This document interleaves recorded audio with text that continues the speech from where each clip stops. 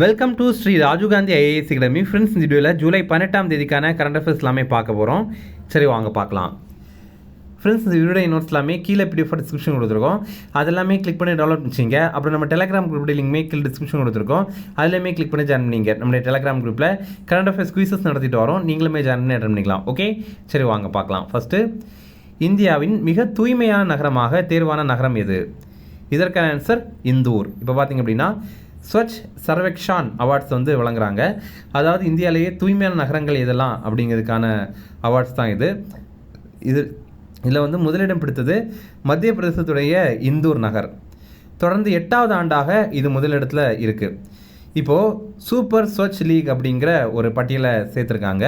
இதில் என்ன அப்படின்னா தூய்மையில் தொடர்ந்து சிறந்து விளங்குற நகரங்கள் இருக்குல்ல, அதுதான் இந்த பிரிவில் வந்து சேர்த்துருக்காங்க.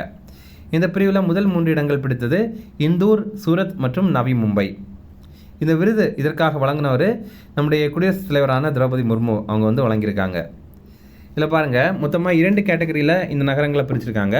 ஒன்று சூப்பர் ஸ்வச் லீக் சிட்டிஸ் அப்படிங்கிறது, இன்னொன்று ஸ்வச் ஷேஹர் அப்படிங்கிறது. இப்போ இந்த சூப்பர் ஸ்வச் லீக் சிட்டிஸ் அப்படிங்கிறது தொடர்ந்து ஆண்டாண்டாக இந்த நகரங்கள்லாம் ரொம்ப தூய்மையாக இருக்குது. அதில் யார் ஃபஸ்ட்டு, அதில் யார் செகண்டு அப்படின்ற மாதிரி, ஓகேவா? அதே இந்த ஸ்வச் ஷேகர் அப்படிங்கிறது இது வரைக்கும் அது ஃபஸ்ட் இடம்லாம் வந்தது கிடையாது. அதே மாதிரி இதெல்லாம் தூய்மையான நகரம் அப்படின்ற கேட்டகரிக்குள்ளேயே வந்தது கிடையாது. ஆனால் இப்போ அது புதுசாக வருது அப்படிங்கிறது தான் இந்த ஸ்வச் ஷேகர் அப்படிங்கிறது. இதில் பாருங்கள், இந்த சூப்பர் ஸ்வச் லீக் சிட்டிஸ் இருக்குல்ல, இதை 5 கேட்டகரியாக பிரிக்கிறாங்க. 10 லட்சத்திற்கும் அதிகமான மக்கள் வசிக்கிற பகுதி, 3 லட்சத்துலேருந்து 10 லட்சம் வரைக்கும் மக்கள் வசிக்கிற பகுதி, அப்புறம் 50,000லேருந்து 3 லட்சம் வரைக்கும் மக்கள் வசிக்கிற பகுதி, அடுத்தது 20,000லேருந்து 50,000 பேர் வசிக்கிற பகுதி, அடுத்தது 20,000க்கும் குறைவாக மக்கள் வசிக்கிற பகுதி. இதில் ரொம்ப முக்கியமானது நம்ம எக்ஸாம்பிள் கேட்குறதுக்கு வாய்ப்பு இருக்கிறது எது அப்படின்னா 10 லட்சத்திற்கும் அதிகமான மக்கள் வசிக்கிற பகுதியில் முதல் 3 இடங்களில் இருக்கிறது என்ன அப்படின்றது தான். இது பார்த்திங்கன்னா இந்தூர், சூரத் மற்றும் நவி மும்பை. இந்தூர் அப்படிங்கிறது மத்திய பிரதேசத்தில் இருக்குது, சூரத் அப்படிங்கிறது குஜராத்தில் இருக்குது, நவி மும்பை அப்படிங்கிறது மகாராஷ்டிராவில் இருக்குது. இதே மாதிரி ஸ்வச் ஷேகர் அப்படிங்கிற விருதுகள் இது பார்த்திங்கன்னா இப்போ புதிதாக சேர்க்கப்பட்டிருக்கு. அதே மாதிரி இப்போ புதிதாக தூய்மையான நகரங்களாக இதெல்லாம் இருக்குது அப்படிங்கிறது தான். இதில் 10 லட்சத்திற்கும் அதிகமான மக்கள் தொகை கொண்ட பகுதிகளில் இருக்கிற முதல் 3 இடத்தையும் நம்ம பார்த்துருந்தோம். முதல் இடத்துல இருக்கிறது அகமதாபாத், 2வது இடத்துல இருக்கிறது போபால், 3வது இடத்துல இருக்கிறது லக்னோ. இதில் பாருங்கள், அகமதாபாத் அப்படிங்கிறது குஜராத்தில் இருக்குது, போபால் அப்படிங்கிறது மத்திய பிரதேசத்துடைய தலைநகர், லக்னோ அப்படிங்கிறது உத்தரப்பிரதேசத்துடைய தலைநகர். ஓகே, அடுத்த கொஸ்டின், பாம்புகளை பிடிக்க தமிழக அரசு அறிமுகம் செய்த செயலி எது? இதற்கான ஆன்சர் நாகம். இப்போ பார்த்திங்க அப்படின்னா தமிழ்நாடு அரசு நாகம் அப்படிங்கிற ஆப்பை வந்து இன்ட்ரடியூஸ் பண்ணியிருக்காங்க. இது என்ன அப்படின்னா பொதுமக்கள் பாம்புகளை பார்த்தாங்க அப்படின்னா இந்த நாகம் செயலியில் வந்து தெரிவிக்கலாம். அப்போ இதன் மூலமாக பயிற்சி பெற்ற குழுக்கள் பாம்புகளை பிடித்து அதோடைய வாழ்விடங்களில் வந்து விடுவிப்பாங்க.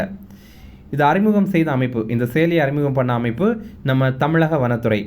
தமிழகத்தில் 142 வகையான பாம்புகள் இருக்குது அப்படிங்கிறது சொல்கிறாங்க. அடுத்தது YD1 என்ற இலகுவான சக்கர நாற்காலியை அறிமுகம் செய்த நிறுவனம் எது? இதற்கான ஆன்சர் IIT மெட்ராஸ். இப்போ பார்த்திங்க அப்படின்னா IIT மெட்ராஸ் இந்த YD1 அப்படிங்கிற பேரிலான ரொம்ப இலகுவான ரொம்ப ஸ்ட்ராங்கான சக்கர நாற்காலி இதை வந்து அறிமுகம் பண்ணியிருக்காங்க.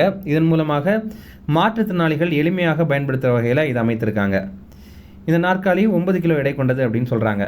சில நியூஸ் பேப்பரில் 8.5 கிலோ அப்படின்னு சொல்கிறாங்க. தினமணி நியூஸ் பேப்பரில் 9 கிலோ அப்படின்னு குறிப்பிட்டிருக்காங்க. இதை உருவாக்கின நிறுவனம் IIT மெட்ராஸ். ஆனால் ICMR நிறுவனத்துடைய வழிகாட்டுதலின்படி தான் இதை வந்து உருவாக்கியிருக்காங்க. ICMR அப்படின்னா Indian council of medical research அப்படிங்கிறது தான், இந்திய மருத்துவ ஆராய்ச்சி கழகம் அப்படிங்கிறது. இதில் இருக்கிற சிறப்புகள் பற்றி பார்த்திங்கன்னா மாற்றுத்திறனாளிகள் எளிமையாக கையாளுற வகையில் இதை வந்து வடிவமைத்திருக்காங்க. அதே மாதிரி இவங்களுக்கு ஒருவேளை எந்திரிக்கணும் அப்படின்னா கூட இதன் மூலமாக எந்திரிச்சு நிற்க முடியும். அதாவது தேசிய கீதம் பாடும்போது இந்த சக்கர நாற்காலி மூலமாக மாற்றுத்திறனாளிகள் வந்து எழுந்து நிற்க முடியும் அப்படின்னு சொல்கிறாங்க. ஓகேவா? அது அதுக்கேற்ற மாதிரி அப்படி கொஞ்சம் வளைஞ்சி அப்படி எந்திரிச்சு நிற்க முடியும். அதே மாதிரி மோனோடியூப் ரிஜிட் ஃப்ரேம் அப்படிங்கிற தொழில்நுட்பம் இதில் பயன்படுத்தப்படும் அப்படின்னும் தெரிவிக்கிறாங்க. ஃப்ரெண்ட்ஸ், நம்ம ராஜீவ் காந்தி ஐஏஎஸ் அகாடமியில் வரப்போகிற TNPSC Group 2 எக்ஸாமுக்காக இலவசமாகவே நம்ம 45 நாட்கள் வந்து கிளாஸஸ் நடத்துகிறோம். இது பார்த்திங்கன்னா தமிழ் மீடியத்துலேயும் நடக்கும், அதே மாதிரி இங்கிலீஷ் மீடியத்துலேயும் நடக்கும். இது நீங்கள் ஆன்லைன்லேயும் ஜாயின் பண்ணிக்கலாம், அல்லது நீங்கள் நேரடியாக நம்ம இன்ஸ்டியூட்டில் கூட வந்து ஜாயின் பண்ணி படிக்கலாம். ஓகேவா? இது வந்து நீங்கள் இது சம்மந்தமாக உங்களுக்கு ஏதாவது தகவல் தரணும் அப்படின்னா ஸ்க்ரீனில் தெரிகிற நம்பருக்கு கால் பண்ணி பேசிக்கலாம். அதே மாதிரி இந்த கிளாஸில் நீங்கள் ஜாயின் பண்ணோம் அப்படின்னாலும் ஸ்க்ரீனில் தெரிகிற நம்பருக்கு கால் பண்ணி நீங்கள் இன்ஃபார்ம் பண்ணிங்க, இந்த மாதிரி இந்த கிளாஸில் நான் ஜாயின் பண்ண போகிறேன் அப்படிங்கிறதையும் தெரிவிச்சுக்கிங்க. நம்ம இன்ஸ்டியூட்டில் பார்த்திங்க அப்படின்னா நீங்கள் இதை நேரடியாக வந்து படிக்கணுன்னா சென்னையில் அண்ணா நகரில் நம்ம இன்ஸ்டியூட் இருக்குது, நீங்கள் இங்கே வந்து படிக்கலாம். அதே மாதிரி நம்ம இந்த டிஎன்பிஎஸ்சி குரூப் 2 எக்ஸாமுக்கான மாதிரி தேர்வுகள் மொத்தமாக 3 முழு மாதிரி தேர்வுகள் வந்து நடத்த போகிறோம். தமிழ்நாட்டில் பல்வேறு பகுதிகளில் இதை வந்து நம்ம நடத்துகிறோம். இதில் பார்த்திங்கன்னா தெரியும், சென்னை, மதுரை, கோவை, சேலம், வேலூர், திருநெல்வேலி, இந்த மாதிரி பல்வேறு பகுதிகளில் இதை நடத்துகிறோம். ஓகேவா, இதுலேயுமே நீங்கள் வந்து ஜாயின் பண்ணிக்கலாம். இதை தவிர நம்ம இன்ஸ்டியூட்டில் டிஎன்பிஎஸ்சி கிளாஸஸ், எஸ்எஸ்சி எக்ஸாமுக்கான கிளாஸஸ், பேங்கிங் எக்ஸாமுக்கான கிளாஸஸ், அதுக்கப்புறம் Tamil Nadu police constable, SA exam, இதற்கான கிளாஸஸுமே வந்து நம்ம நடத்துகிறோம். இது சம்மந்தமாக உங்களுக்கு ஏதாவது தகவல் தரணும் அப்படின்னாலும் ஸ்க்ரீனில் தெரிய நம்பருக்கு கால் பண்ணி பேசிக்கலாம். அடுத்தது, ஆகாஷ் பிரைம் ஏவுகணையை வடிவமைத்த நிறுவனம் எது? இதற்கான ஆன்சர் DRDO. இதுவரைக்கும் பார்த்தீங்கன்னா ஆகாஷ் மிஷேல் அப்படிங்கிறது நம்ம கரண்ட் அஃபேர்ஸில் கூட பார்த்துருப்போம். இப்போ அதோடைய அப்கிரேடட் வெர்ஷன் ஆகாஷ் பிரைம் அப்படிங்கிறத அறிமுகம் பண்ணியிருக்காங்க.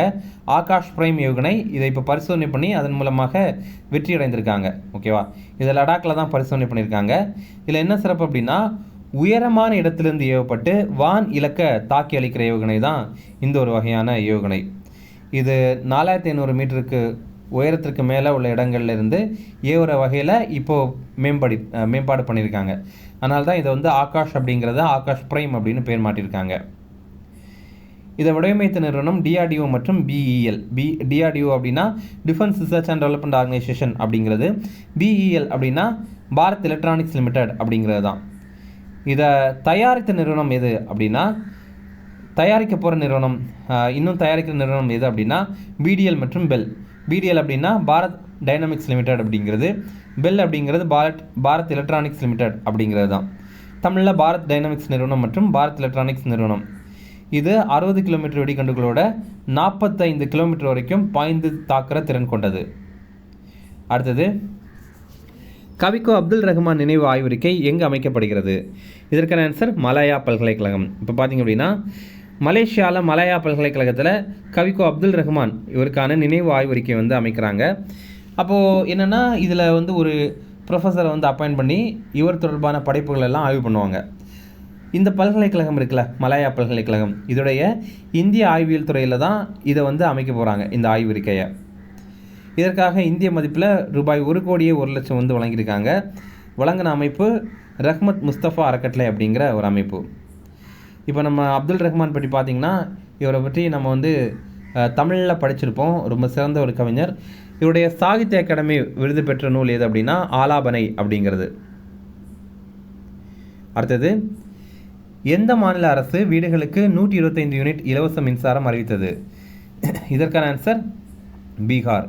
இப்போ பார்த்திங்க அப்படின்னா பீகாரில் 125 யூனிட் வரைக்கும் இலவச மின்சாரம் வந்து அறிவிச்சிருக்காங்க.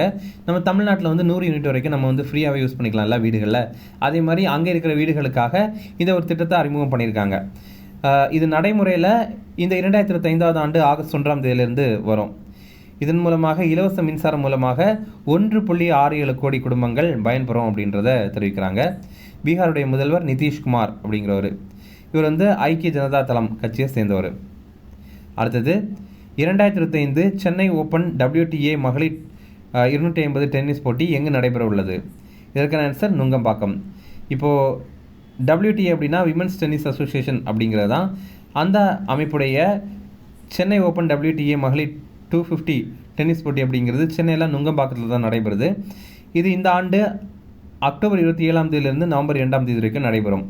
இந்த போட்டியில் WTA தரவரிசையில் முதல் 100 இடங்களில் உள்ள வீராங்கனைகள் வந்து பங்கேற்பாங்க.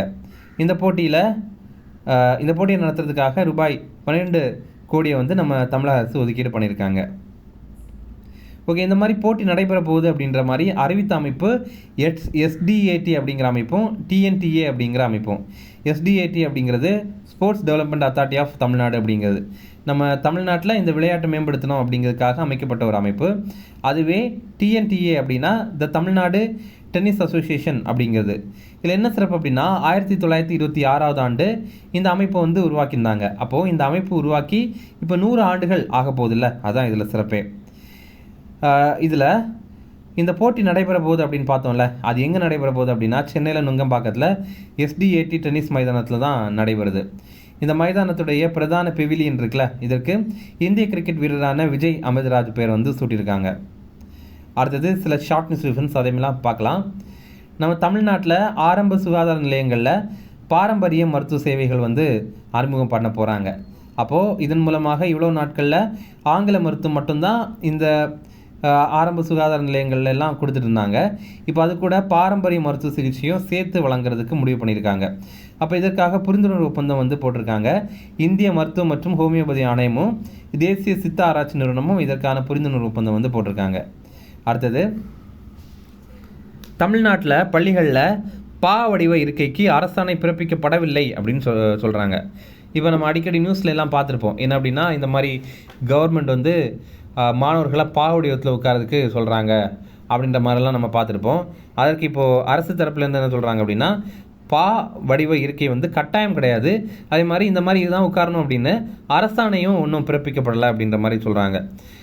ஆனால் இந்த இருக்கைக்கான ஆலோசனை மட்டும்தான் இருக்குது. இந்த மாதிரி உட்காரலாம், வேணும்னா நீங்கள் கொஞ்சம் நேரத்துக்கு அப்புறம் அதை மாற்றிட்டு நார்மலாக உட்கார்ற மாதிரி உட்காரலாம் அப்படின்ற மாதிரி கூட தெரிவித்திருக்காங்க. இப்போது பள்ளிக்கல்வித்துறை அமைச்சரான அன்பில் மகேஷ் பொய்யாமொழி வந்து இதெல்லாம் நமக்கு தெரிவித்திருக்காரு. அடுத்தது முக்கிய தினங்கள் பார்க்கலாம். தமிழ்நாடு தினம் இது வந்து ஜூலை 18ஆம் தேதி. முதல்ல மெட்ராஸ் ஸ்டேட் அப்படிங்கிற பேர் தான் இருந்துச்சு, அது தமிழ்நாடு அப்படின்னு மாற்றணும் அப்படின்னு கோரிக்கை வலுத்து வந்தது.